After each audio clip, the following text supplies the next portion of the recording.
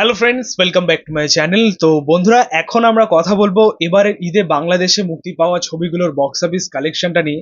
দ্বিতীয় সপ্তাহে এসে ছবিগুলোর টোটাল কালেকশন কত হলো, শুধুমাত্র মাল্টিপ্লেক্স চেনের কালেকশনটা, আমরা সেটা নিয়ে কথা বলবো। প্রথমত তোমাদেরকে জানিয়ে রাখি যে এবারের ঈদে বাংলাদেশে টোটাল 5টা ছবি মুক্তি পেয়েছে এবং এই 5টাই বলতে পারো যে বড় বাজেটের কাজ।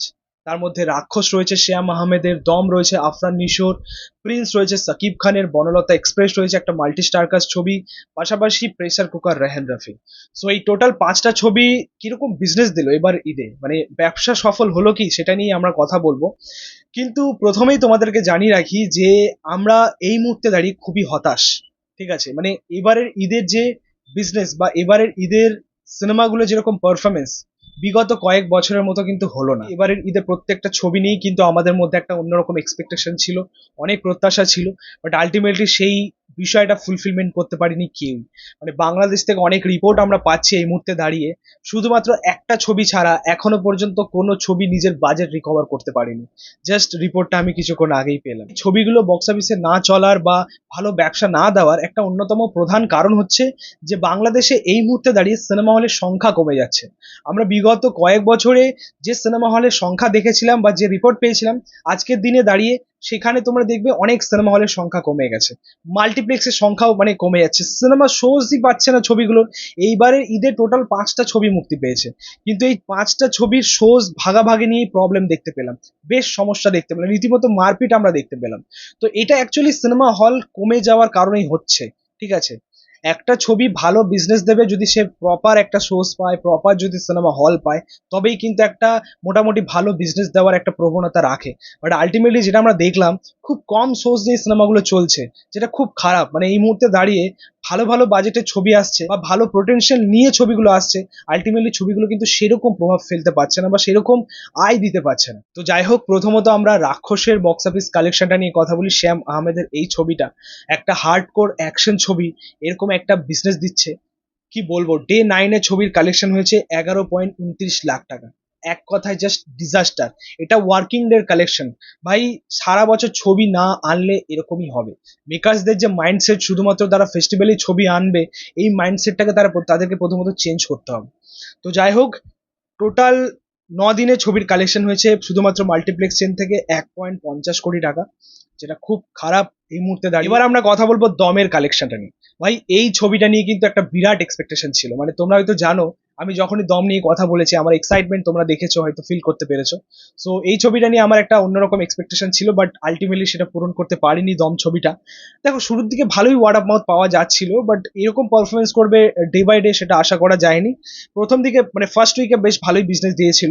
তো এই ছবি ডে 9 কালেকশন হয়েছে 18.50 লাখ টাকা এবং টোটাল 26টা শোজ নিয়ে।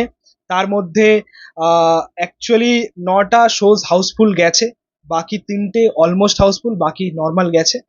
বাট যে কালেকশনটা হয়েছে এটা অ্যাকচুয়ালি ভালো নয়। ছবির 9 দিনে টোটাল কালেকশন শুধুমাত্র মাল্টিপ্লেক্স চেন থেকে 2.61 কোটি টাকা। তো একটু আশাটা বেশি ছিল। এবার আমরা কথা বলবো প্রিন্সের বক্স অফিস কালেকশনটা নিয়ে। ভাই, প্রিন্স তো মহা ঝোলান ঝুলিয়ে দিয়েছে। মানে প্রথম থেকে একটা অন্যরকম ক্রেজ ছিল ছবিটা নিয়ে, বাট আলটিমেটলি ছবির যা কালেকশন হয়েছে এটা সত্যি খুবই নিরাশজনক সাকিবিয়ানদের জন্য, বাংলাদেশের দর্শকদের জন্য। কারণ সাকিব খানই এমন একজন যে বক্স অফিসে সাকসেসফুল, খুবই সাকসেসফুল, তার কাছ থেকে এরকম কালেকশন পাবো এটা আশা করিনি। তো এর আগে তার তাণ্ডব, বরবাদ, প্রিয়তমা দারুণ বিজনেস দিয়েছিল আর কি মাল্টিপ্লেক্সে। তো যাই হোক, ছবির 9তমের দিনের কালেকশন হয়েছে 11.25 লাখ টাকা। ভাই, ডিজাস্টারের পর ডিজাস্টার, এটা অ্যাকচুয়ালি মানা যায় না। এই ছবির মাল্টিপ্লেক্সের কালেকশন এখনো পর্যন্ত 1.59 কোটি টাকা। অ্যাকচুয়ালি এটা মাল্টিপ্লেক্সের জন্য নয় ছবিটা, মানে এরকম কমার্শিয়াল হার্ডকোর অ্যাকশন ছবি যেগুলো মাল্টিপ্লেক্সে কম চলে, কিন্তু ভালো হলে খুব ভালোই চলে, সেটা ঠিক কথা। বাট এরকম ছবি বেশিরভাগ সিঙ্গেল স্ক্রিনই চলে। বাট যাই হোক, সেই রিপোর্ট এখনো পর্যন্ত পাওয়া যায়নি, বাট মাল্টিপ্লেক্সের কালেকশন খুব বাজে। তাও কি, এই ছবিটা টোটাল 46টা শোজ পেয়েছে। মানে এটা অবাক করার মতো একটা বিষয়, 46টা শোজ পেয়েছে, তাও ছবিটা ভালো বিজনেস দিতে পারেনি। তো এবার আমরা কথা বলবো প্রেসার কুকারের বক্স অফিস কালেকশনটা নিয়ে। রায়হান রাফির এই ছবিটা, রায়হান রাফি এই ছবিটা নিয়ে বেশ আশাবাদী ছিল। তার বিভিন্ন ইন্টারভিউ দেখেছি আমরা, সেটা বুঝতে পেরেছি সে অনেক কথাই বলেছে, বাট আলটিমেটলি বক্স অফিসে সেই সফলতা অর্জন করতে পারেনি। এই ছবিটার ডে 9 কালেকশন হয়েছে 6.21 লাখ টাকা। পাশাপাশি ছবির টোটাল 9 দিনের কালেকশন হয়েছে 86.60 লক্ষ টাকা। এবার আমরা কথা বলি বনলতা এক্সপ্রেসের বক্স অফিস কালেকশনটা নিয়ে। ঈদের একমাত্র ছবি যেটা এখনো পর্যন্ত রিপোর্ট পাওয়া যাচ্ছে যে তাদের আয় মানে তাদের যে পুঁজি বা তাদের যে বাজেট সেটা রিকভার করতে পেরেছে, বনলতা এক্সপ্রেস। একটা মাল্টি স্টারকাস্ট ছবি, পাশাপাশি ছবিটার গল্পের মধ্যে ক্ষমতা বা জোর ছিল, যে কারণে এরকম বক্স অফিসে সফলতা অর্জন করতে পেরেছে। আমি তোমাদেরকে বলেছিলাম এটা অ্যাকচুয়ালি ফ্যামিলি ওরিয়েন্টেড, পাশাপাশি মাল্টিপ্লেক্স ওরিয়েন্টেড একটা ছবি।